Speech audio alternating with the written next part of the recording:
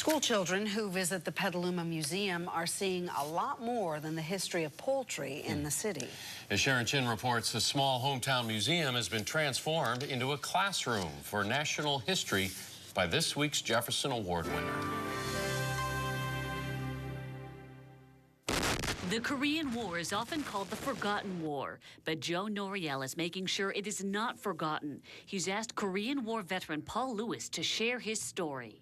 We stopped the aggression of communism going down into southern Korea. 54,000 of us young men never came home from Korea.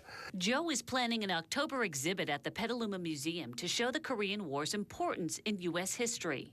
It was instrumental in the first MASH unit, which increased survival rates by 97%. First interracial integration in the military. And interestingly, most of the Korean veterans actually live here in California.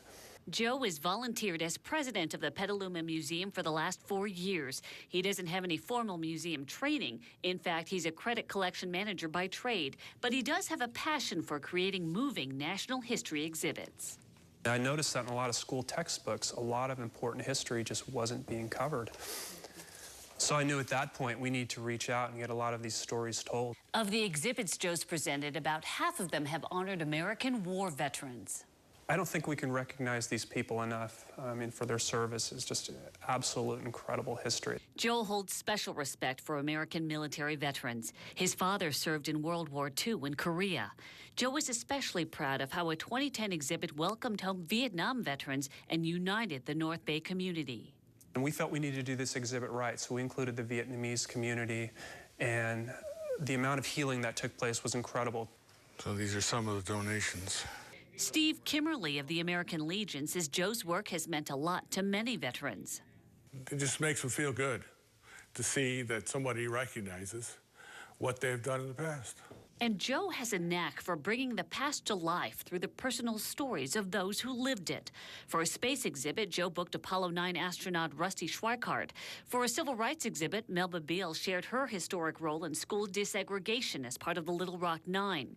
And for an aviation program, Joe brought in World War II hero Colonel James Moorhead.